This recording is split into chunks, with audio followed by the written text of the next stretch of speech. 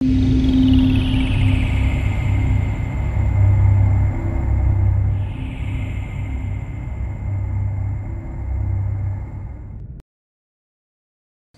друзья! Мы по-прежнему находимся в апстейт Нью-Йорк, в прекрасном месте, в горах Адирандак, в лагере Кэмп Уолден, где проходит третий уже по счету фрукторианский фестиваль, Woodstock Fruit Festival. И такое количество здесь замечательных и интересных людей, что я в очередной раз не могу не поделиться с вами очередной такой находкой, которая ясно демонстрирует то, каким успешным, каким полезным и каким процветающим может быть сыроедение, фрукторианство, если оно практикуется правильным образом. И если доктор Грэм нам в прошлый раз являл один такой пример, то сейчас я не могу не поделиться очередным своим знакомством. На этот раз это у нас австралийский фрукторианец. Зовут его доктор Роберт Локхарт, он из Австралии. Более 25 лет он уже сыроед, фрукторианец. Доктор Локхарт – хиропрактик. Также у него образование по агрокультуре, то есть сельского хозяйства, садоводчества, по геологии и натуропатии.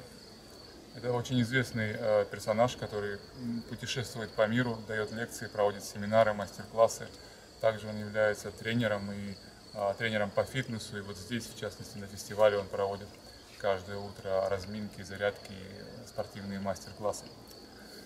Как выглядит этот человек в 70 лет, но вы увидите сейчас сами, а вряд ли он вам покажет здесь сейчас на камеру то, что он способен делать физически, как он прыгает и ходит на руках, и какие делает уголки, отжимания и прочее, но это, поверьте мне, просто на слово. Итак, я представляю вам доктора Роберта Локхарта. И обращаясь к нему, дальше у нас будет на английском, и, соответственно, перевод вы можете увидеть ниже. So, Robert, I introduced you briefly to Russian audience, and just maybe you can tell us a few words about your life, how you ended up being raw vegan, low-fat raw vegan or fruitarian, and where you live, how you lived, where you traveled, what did you study in your life, what you've accomplished, what's your competence, and whatever, what's the success story of your life, so you can inspire some young raw fruitarians whose age may be less than your stage, that your experience of being fruitarian of 25 years old. So please tell us a few words. Okay. Well, I was actually born in Scotland during the Second World War, and my parents luckily moved to New Zealand. And I was brought up in New Zealand on a farm, but it was a dairy farm and pig farm, and saw lots of animals being slaughtered and cruelty, but I never thought anything of it, you know, it's just part of life that you think of there. And as I grew up and went to university in New Zealand and did a science degree, and then in geology, and then I always knew I wanted to be in a bit of a warmer type of climate, because even New Zealand, which is a beautiful climate really, it's still in the temperate zone, and I knew that man's true home must be in the tropics somewhere. So I moved to Australia, which has a warmer climate, but I was still in a colder area around Brisbane and southern Queensland. And but I started to get into the surf lifesaving movement that's in New Zealand, paddling kayaks and surf skis, and doing a lot of beach events, and playing rugby football. And I was kind of bulked up at that stage, eating very high protein and high fat type of diet. So that type of diet started to have an effect on my body. By the time I was 23, 24, I had very bad pains in my left knee. Actually, that was the first problem that started to, my hair started to fall out. And wow. I thought there must be some better way than this, but I didn't really know. This was back in the 60s. So I luckily came across a a lecturer by the name of Paul Bragg, who was talking in Australia at the time, and he said that yes, if you're eating too acidic a diet, it'll cause acids to lodge in the joints, and that was his simple way of putting it, and that sort of thing.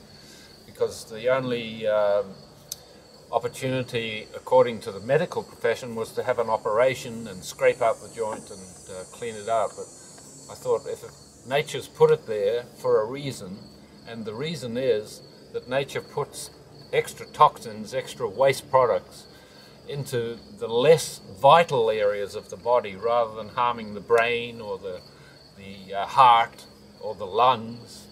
It tends to push the toxins out into the joints, where it will cause back pain or knee pain or ankle pain, wrist, etc. So that's pretty well what was happening to me, and I changed my diet overnight when I was 23, so that was about 45 years ago, and became a vegetarian, gave up meat, and I didn't do it for ethical reasons, I did it for survival reasons, I think. And within 3 months my knee pain had really diminished. I was able to run again, and I couldn't run before, it was just too painful, you know. And therefore I thought, wow, this has got to be the way to follow. And as I went along, I got married to an Australian lady while I was studying in America to be a chiropractor and naturopath, because I knew that I wanted to shift away from geology, which was pretty boring at the time. I was thinking of something more dynamic in health and how to be able to help other people too. So I got into chiropractic and what's known in those days as natural hygiene, and it's that profession is still around, the profession of natural hygiene. So if you can, any of you, I'd recommend read Dr. Shelton or Arnold Ehret. He's another actual German author that wrote The Mucusless Diet and Rational Fasting. Now, short fasting is very beneficial because it does speed up the detoxification process. So that was into my life too. I've done some fasts on water, but more recently I've learned more about dry fasting from the Russian angle, and there's many Russian practitioners also, like Melanov and various other Russian practitioners that are conducting dry fast, and I think that is very beneficial, especially if a person's reached the stage where they're partially along the raw food stage, where they have started to detox enough in order to allow a dry fast to be more effective. So I've utilized dry fasting and some, for the last 25 years being raw and on fruit. That certainly helps with the detox and the living more in accord with nature. It's difficult to do it in a really cold climate. It's more challenging. It can be done, I know, in Europe with our modern transportation, etc. But I always had a dream of having my own land because I had this agricultural background and growing things. So I bought, after I'd coming back to Australia from America, after I'd qualified, I promoted the inversion exercise, hanging upside down, to reverse the stress of gravity on the body. And I was the first to bring in the inversion boots to Australia back in 1975, 76, and lectured throughout Australia, teaching people how to have a pain-free back by utilizing the force of gravity to your advantage, because we sit all day and we stand all day, and gravity is causing compression on our bodies, and it takes its toll throughout life. And as you get older, you especially need to do something which reverses that stress of gravity on your body. And the handstand is probably the best single exercise that you can do, because it reverses circulatory pooling and the dropped organs that you get and the compression that you get in your organs. You're reversing that when you do a handstand, and it allows the blood to get to areas where it previously can't get to because of compression and stasis or ptosis is what's known as the dropped organ situation. So if you can think intelligently, utilize gravity to your advantage, use living foods, living whole foods, no matter if they're not entirely all fruit or fruits, the one which is most suited and puts the least amount of strain on our bodies. Vegetables, yes, such as mangoes, grapes, and this is durian, which is, I call the king of fruits, but we're up in upstate New York at the moment. I used to grow durian on my property in Australia, but it's a very tropical fruit. It won't grow beyond, say, 15 or 16 degrees latitude either side of the equator.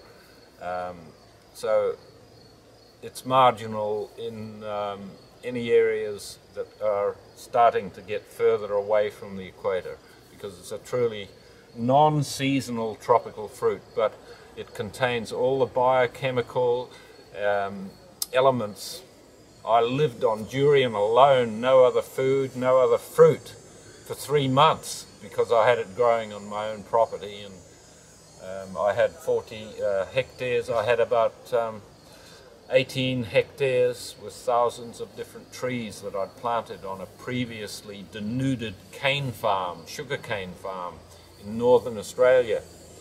And I was still doing some chiropractic practice at that stage and seeing patients and then working on the farm, and just my life was totally involved, you know, and it put some strain on me as a person because I wasn't associating much with anyone outside my own sphere of influence on the farm, and it led to some strains in the marriage. And after 30 years my wife and I decided to part company, and I was wanting to continue more on the raw fruitarian path, and she was a bit more into cooking, and but we're still friends. It's great, you know, that you can have a amicable parting, and since then I've done even more travelling throughout the South Pacific, especially into areas where the coconut is, because I had about 50 coconut trees on my plantation, and the coconut is a wonderful fruit. I call it the tree of life, because the coconut does supply all the nutrients that you need to live as well. You'd be surprised.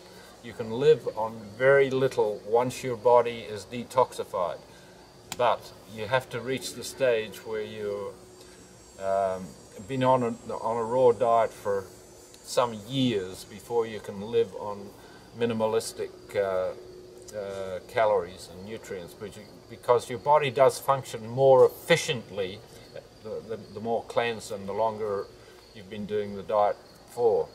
The adaptation powers of your body, have faith in your own body, have faith in your own health and your own self-responsibility.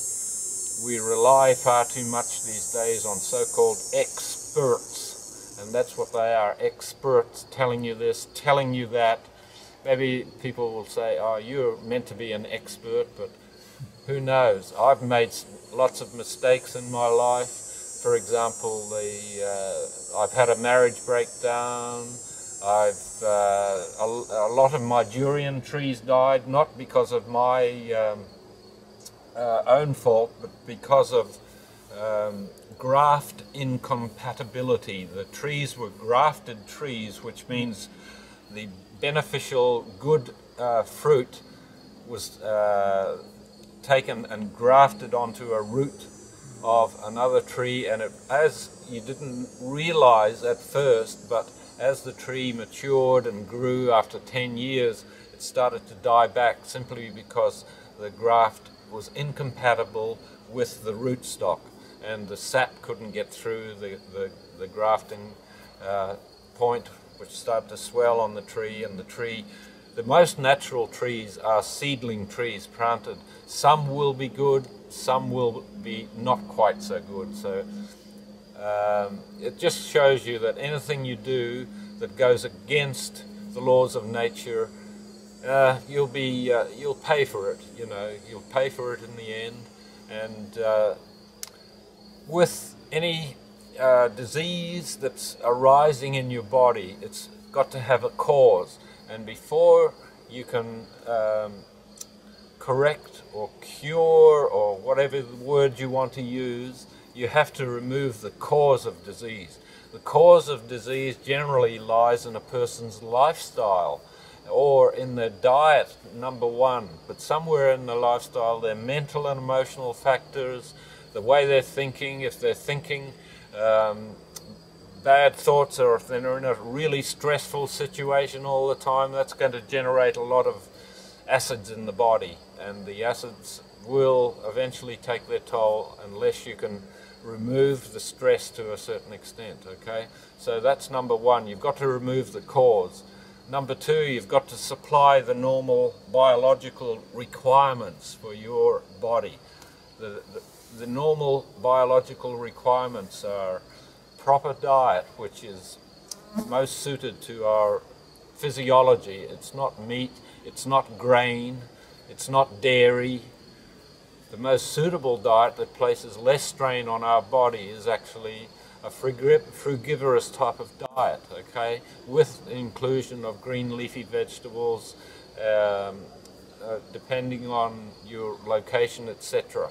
But the more you alter that ideal type of diet, the price you pay. So supplying the normal biological requirements to your body, proper diet, number two, movement, exercise, very important.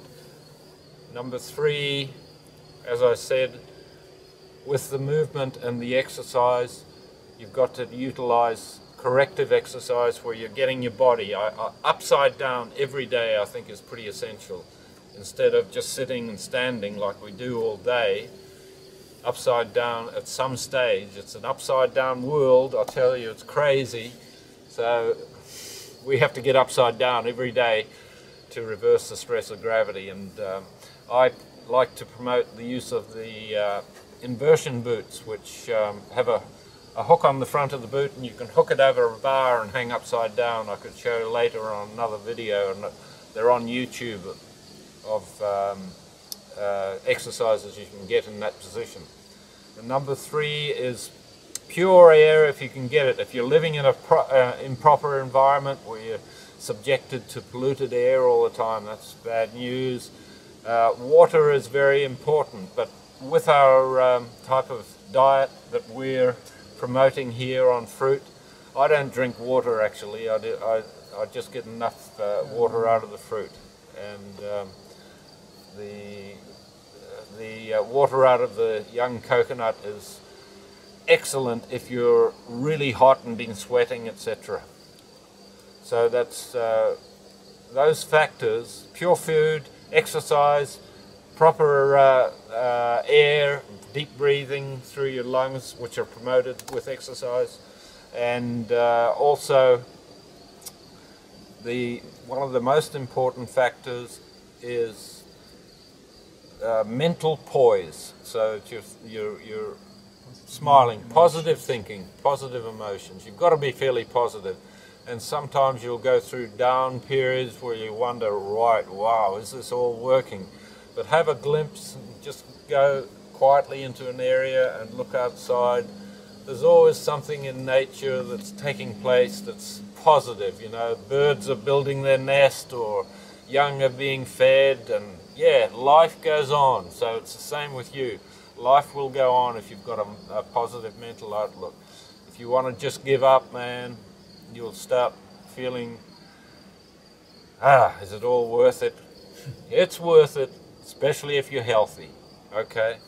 So get healthy first, because that's what makes it worth it, especially as you get a bit older, like myself, and since I've traveled to the Philippine Islands many times, about 7 or 8 times, and find the people there are with nothing. They've got poverty, they've got living in rubbish dumps, on the top of rubbish dumps, and yet still some of them can smile. It's just amazing, you know. So the human spirit has got huge capacity to recover.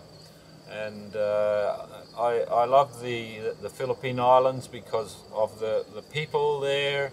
I like the tropical fruit there. There's quite a big Russian contingent living in the Philippines, in Samal Island on the southern Philippines, and I'm very well associated with them in their endeavors there, because they're truly living the dream, because they're able to access a lot of the tropical fruits that are around the area. How I first got into some of the tropical fruits that were growing in northern Australia was back in 1980, after the Woodstock Fruit Festival had took place at Woodstock here. Woodstock was a hippie area, and there was a lot of hippies spawned from that movement. Some of them went around the world collecting seeds and sending them back to a suitable area whereby they could be grown and planted. And that's what happened, was that there was a number, maybe about 10, 12 people were dedicated to doing this. One of the guys by the name of Alan Carl, who has a website, and on the web is Botanical Ark.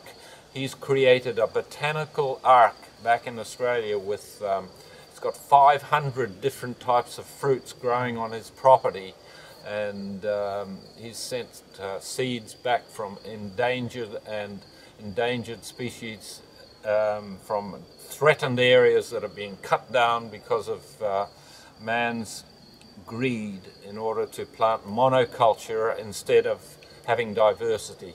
And back in the 80s there was a movement towards creating areas in North Queensland with some of these fruits from the Amazon, from Central America, from Southeast Asia, like the abiu, the Rollinia deliciosa, the black sapote, the chocolate pudding fruit. They were all coming into our area, and nowadays we can go to downtown markets in my area of Cairns, North Queensland, and sample all these fruits like the Matisia, which taste like a rock melon and a mango mixed together, rambutans, mangosteens, and even marang. Yeah. Yes, we have marang there too. I have a fruiting marang on my property that I've got up in North Queensland. I've only got 2 acres now left because of the divorce, but still there's a marang tree there, and that is really up there with the durian as far as being a really nice fruit. It's a little less fat than the durian, but the durian is still, the fat is very assimilable into the body, so it's not harming the body. It's more like it goes straight towards energy in the body. So generally speaking, the variety of fruit, there are actually 10,000 edible plant species in the world. Okay, some of them people have to cook to live on them, but there's that many edible plant species in the world, probably upwards of about 10,000. That's huge, and a lot of them are obtained, but our true home is in the region of the palms. So it's amazing how man has spread into more undesirable climatic areas because of wars, pressure of land. When the use of fire started to come in, it caused in some ways it was beneficial. It allowed man to survive, but we did so at a price. Yeah. At a price, you know. and we've paid the price with our obesity and our problems with heart disease and cancer. You see it all over the world, just flooding in, and yet people, as they get older, they feel as though, oh, I can't give up this, or they have what their cells in their bodies are made up of, that's what they crave. So if your cells are made up of meat and alcohol, that's what your cells are going to crave, you know. So if your cells are made up of fruit and raw vegetables, that's what you'll crave. So I don't have any cravings for cooked food or meat or alcohol or anything like that. You just lose that craving. It's amazing. But it takes 3 or 4 years to fully reach that stage where you can do that, because all the cells in the body are renewed after 7 years, no matter what. So say 50% of your cells are made up of meat and alcohol after 3.5 years still, so you might still occasionally get cravings, you know? Yeah.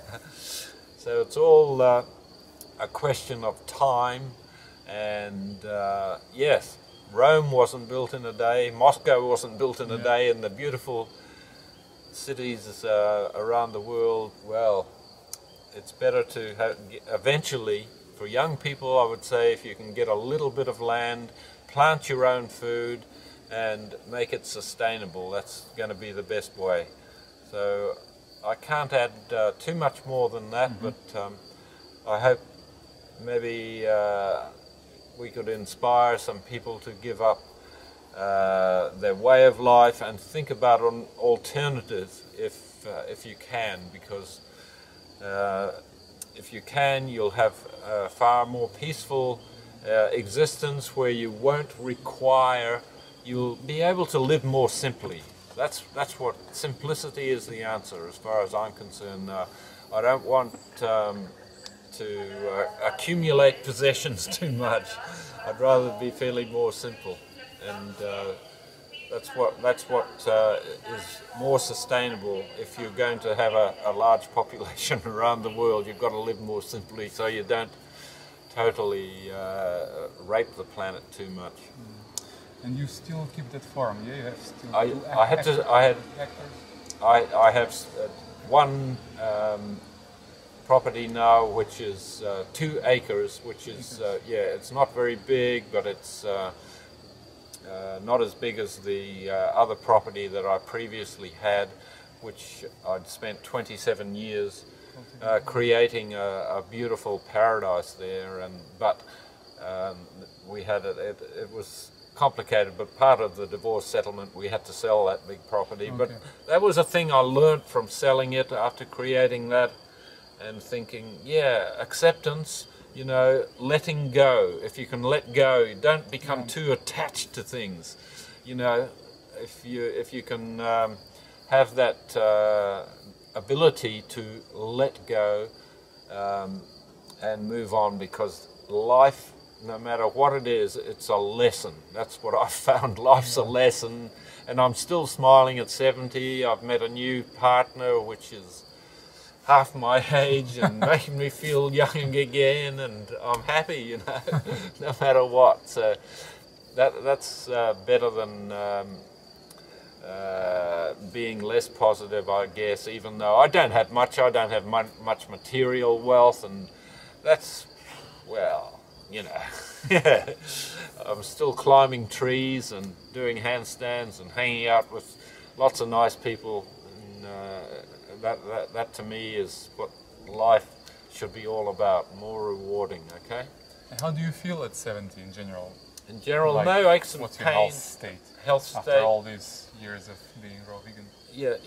I don't feel as though I've lost too much. I was able to walk the length of a football field on my hands still, and admittedly it's taking me to go half the length of the field, and then I have a bit of a rest, but then I can still walk on to get the length of a football field. So that's pretty reasonable, and maintaining movement. I've been lucky enough to be in a profession that is a drugless profession, whereby we're moving to a certain extent around patients, freeing their locked areas of their spine that might be causing impingement. But I should add that most of people that have back pain and neck pain and headaches, etc., it's all for a reason. And even just the reason is that there's waste products of metabolism building up in those areas that are causing pressure. Pain is nothing more than pressure, internal pressure building in certain areas. And as I said previously, the body in its wisdom doesn't want to harm the more vital organs such as the eye and the heart and the brain, so it pushes out these toxins into maybe in the muscles, into the joints initially. But once they start to, if you start to continue with those abuses to your body through your diet, more serious problems will arise, and you've got to reverse that, and that does take some time depending on your age and the condition and that you've subjected the amount of abuses to your body. You build health through correct living, you build disease through incorrect living, and that's as simple as it gets pretty well. And also I'm interested, what's your typical daily intake, like calorie-wise or by weight or whatever, like what you eat on the average day? I find as I'm getting older, I tend to need to eat less, and I think it is, but when I was first, over 20 years ago, when I was first going raw vegan, I was eating quite a lot more than I do now, but I was still even more active on the property, looking after trees, mulching and shoveling and mowing, etc. And what I find on my typical day now, I just have a 2-meal-a-day plan. Now, there's a very good book written by a Russian lady who now lives in America. Her name is Tonya Zabasta, and she has written a book called Quantum Eating. Now, Quantum Eating, she's a very knowledgeable lady, and she recommends that you gradually cut back the time of your last meal during the day. So in other words, you start, you've been usually used to eating maybe in the evening at about 7 o'clock or 6 o'clock, you know, when you finish work and everything. She recommends, and I entirely agree with her, if you can increase the period of not eating, it allows longer for your body to repair and restore itself overnight. So cutting back to, say, stopping eating at 5 o'clock, and then cutting it back gradually over a period of months to 3 o'clock eventually in the afternoon, stopping eating then, allowing your body to fully detoxify and repair is very beneficial. So the quantum eating approach, utilizing the meridians of the body, which are most active for digesting food through the liver and the stomach and the pancreas, are all very active round about late morning, early afternoon. So if you can eventually get, which I do in Australia, get to the stage where I'm eating the last meal should be around about 2 o'clock. Okay, and then allowing that period. So that's what I find. A 2-meal-a-day plan for me suits me. In the morning I would have fruit or melon, papaya, and maybe 3 or 4 bananas sliced up with papaya and passion fruit. These are things that you can get all the year round in my area, no matter what. You know, you've got papaya, passion fruit, banana. They're easily digested, and I find them very good. So the first meal would probably be that, or melon. It's better to eat mono meal if you can. It places less strain on your body, and you will notice that going mono on it for a few meals really helps you. So I recommend that. And the second meal that I'd have would be around about 1 or 2 o'clock, where I'd have a sprouted coconut, which is a whole different thing to tell you about. Yeah, they call it buat. Ubud is the white thing from the middle of the trunk. Yeah. That's right. It's called buat in the Philippines, which is the apple inside the sprouted coconut. And I slice that and make it into like a sandwich sometimes, and a green smoothie on top of that, and that's a nice second meal. Sometimes I have a big salad with tomatoes, and a lot of the fruit that you'd have in a salad is like zucchini or marrow and tomatoes, and they're all fruits actually. Cucumber, that's a fruit too, you know. So, but I still recommend having some green leaf vegetables like chard or lettuce or spinach or kale or celery. You know, celery. Yes, you know, it's good as part of the diet, and I'd utilize that at my second meal, you know. So that's what generally right now 2 meal a day plan is good.